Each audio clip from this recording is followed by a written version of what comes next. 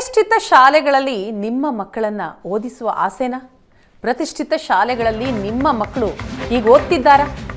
ನೀವು ಶಾಲೆಯ ಫೀಸ್ ಸರಿಯಾದ ಸಮಯಕ್ಕೆ ಕಟ್ತೀರಾ ಇಲ್ಲ? ಎಲ್ಲ ಪ್ರಶ್ನೆ ಮೂಡೋದಕ್ಕೂ ಕೂಡ ಕಾರಣ ಇದೆ. ಒಂದು ವೇಳೆ ಇಲ್ಲವಾದಲ್ಲಿ ಈ ಸ್ಟೋರಿಯನ್ನು ನೀವು ನೋಡಲೇಬೇಕು.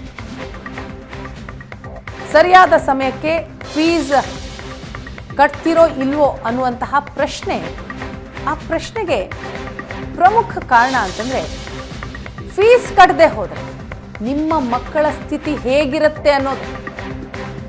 ಪ್ರತಿಷ್ಠಿತ ಖಾಸಗಿ ಶಾಲೆಗಳು ಸಮಯಕ್ಕೆ ಸರಿಯಾಗಿ ಫೀಸ್ ಕಟ್ಟದೆ ಹೋದಂತಹ ಸಂದರ್ಭದಲ್ಲಿ ಏನು ಮಾಡ್ತಾರೆ? ಫೀಸ್ ಕಟ್ಟದೆ ಹೋದರೆ ನಿಮ್ಮ ಮಕ್ಕಳ ಸ್ಥಿತಿ ಹೇಗಿರುತ್ತೆ ಗೊತ್ತಾ? ಪ್ರತಿಷ್ಠಿತ ಖಾಸಗಿ ಶಾಲೆಗಳು ಮಕ್ಕಳಿಗೆ ಜೈಲಾಗ್ತಾ ಇವೆ, ಹುಷಾರ್. ಫೀಸ್ ಕಟ್ಟದೆ ಹೋದರೆ ನಿಮ್ಮ ಮಕ್ಕಳನ್ನ ಕೊಠಡಿಯಲ್ಲಿ ಲಾಕ್ ಮಾಡ್ತಾರೆ. ಪ್ರತಿಷ್ಠಿತ ಖಾಸಗಿ ಶಾಲೆಯಲ್ಲಿ ಇಂತಹ ರೂಲ್ಸ್ ಏನಾದರೂ ಇದೆಯಾ? ಬೆಂಗಳೂರಿನ ಪ್ರತಿಷ್ಠಿತ ಶಾಲೆಯ ವಿರುದ್ಧ ಮಕ್ಕಳು, ಪೋಷಕರು ಈಗ ಗಂಭೀರ ಆರೋಪ ಮಾಡ್ತಾ ಇದ್ದಾರೆ. ಫೀಸ್ ಕಟ್ಟದೆ ಇರೋದಕ್ಕೆ ಡಾರ್ಕ್ ರೂಮ್ನಲ್ಲಿ ಮಕ್ಕಳನ್ನ ಲಾಕ್ ಮಾಡಿದ್ರಂತೆ. ಪ್ರತಿಷ್ಠಿತ ಖಾಸಗಿ ಶಾಲೆಯ ವಿರುದ್ಧ ಕೇಳಿ ಬಂದಂತಹ ಗಂಭೀರವಾದ ಆರೋಪ ಇದು.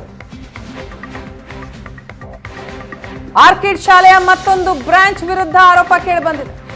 ಮೈಸೂರು ರಸ್ತೆಯಲ್ಲಿರುವಂತಹ ಆರ್ಕಿಡ್ ಇಂಟರ್ನ್ಯಾಷನಲ್ ಶಾಲೆ ಫೀಸ್ ಕಟ್ಟದ ಮಕ್ಕಳನ್ನ ಆಫೀಸ್ ರೂಮ್, ಲೈಬ್ರರಿಯಲ್ಲಿ ಕೂಡ ಹಾಕ್ತಾರಂತೆ. ಮಕ್ಕಳು ಪೋಷಕರಿಗೆ ಹೇಳಿದ್ರೆ ಮತ್ತೆ ಹೆಚ್ಚಿನ ಟಾರ್ಚರ್ ಕೊಡ್ತಾರೆ ಅಂತಲೂ ಕೂಡ ಆರೋಪ ಮಾಡ್ತಿದ್ದಾರೆ. ಶಾಲೆಯ ಆಡಳಿತ ಮಂಡಳಿ ವಿರುದ್ಧ ಪೋಷಕರು ಈಗ ಆಕ್ರೋಶ ವ್ಯಕ್ತಪಡಿಸ್ತಾ ಇದ್ದಾರೆ. ಶಾಲೆಯನ್ನ ಪರಿಶೀಲಿಸಿ ಕಪ್ಪು ಪಟ್ಟಿಗೆ ಸೇರಿಸಿ ಅಂತ ಒತ್ತಾಯ ಮಾಡ್ತಾ ಇದ್ದಾರೆ. ಮಕ್ಕಳ ಸುರಕ್ಷತಾ ಮತ್ತು ಸಂರಕ್ಷಣಾ ಇಲಾಖೆಗೆ ಪೋಷಕರು ದೂರು ಕೊಟ್ಟಿದ್ದಾರೆ. ಅವರು ಕೊಟ್ಟಂತಹ ದೂರಿನ ಪ್ರತಿಯನ್ನ ನೀವು ಸ್ಕ್ರೀನ್ನಲ್ಲಿ ನೋಡ್ತಾ ಇದ್ದೀರಿ. ಡಾರ್ಕ್ ರೂಮ್ ಬಗ್ಗೆ ನನಗೆ ಏನೂ ಗೊತ್ತಿಲ್ಲ. ಆ್ಯಕ್ಚುಲಿ ಅದು ನಂಗೆ ಡಾರ್ಕ್ ರೂಮ್ ಬಗ್ಗೆ ಗೊತ್ತಿಲ್ಲ, ಆದರೆ ನಮಗೆ ಲೈಬ್ರರಿ ಬಗ್ಗೆ ಗೊತ್ತು. ನಾವು ಟ್ಯೂಸ್ಡೇ 10 ಫ್ರೈಡೇ 10ಇಂದ 3ವರೆಗೂ ಲೈಬ್ರರಿಲಿ ಕೂತಿದ್ದು. ಒಂದು ಟೀಚರ್, ಫ್ರಂಟ್ ಆಫೀಸಿಂದ ಒಂದು ಟೀಚರ್ ಬಂದುಬಿಟ್ಟು ನಮ್ಮ ನೇಮ್ಸ್ ಕರೀತಾರೆ. ಆಮೇಲೆ ನಮಗೆ ಮಿಸ್ ಪ್ರಕ್ಯುತಲ್ ಇಂಗ್ಲೀಷ್ ಮ್ಯಾಮ್, ಮ್ಯಾಥ್ಸ್ ಮ್ಯಾಮ್ ಇರುತ್ತಲ್ಲ, ಆವಾಗ ಇಂಗ್ಲೀಷ್ ಮ್ಯಾಮ್ ಒಂದು ಲೈಬ್ರರಿಗೆ ಹೋಗಿ ಅಂತ. 10ಇಂದ 3ವರೆಗೂ ನಾವು ಲೈಬ್ರರಿಯಲ್ಲೇ ಕೂತಿದ್ದು. ಹಾಂ ಇಲ್ಲ, ಅದು ಗೊತ್ತಿಲ್ಲ. ನಾವು ಕೇಳಿದೆ, ಆ ಫೋನ್ ಮಾಡ್ಬೋದು ಅಂತಲೂ ಕೇಳಿದ್ರೆ ಇಲ್ಲ ಅಂದರು. ಓಕೆ, ಫೋನು ಮಾಡೋಂಗಿಲ್ಲ. ಬಟ್ ಏನು ಕಾರಣಕ್ಕೆ ಆ ಥರ ಕೂರಿಸಿದ್ರು ಅದು ಕೇಳಿದ್ರೆ ಹೇಳಲಿಲ್ಲ.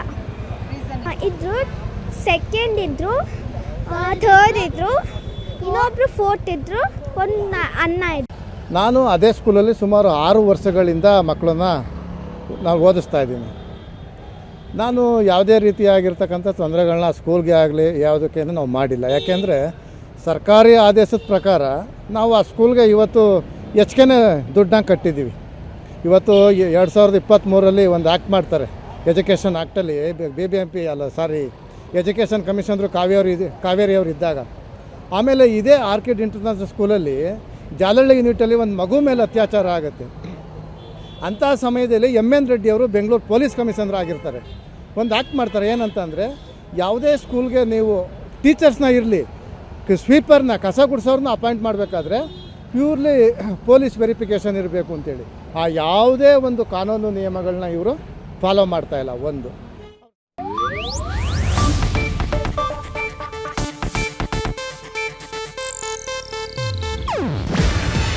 ಇದು ಏಷ್ಯಾನೆಟ್ ನ್ಯೂಸ್ ನೆಟ್ವರ್ಕ್ ಪ್ರಸ್ತುತಿ. ನೀವು ನೋಡ್ತಿದ್ದೀರಾ ಏಷ್ಯಾನೆಟ್ ಸುವರ್ಣ ನ್ಯೂಸ್.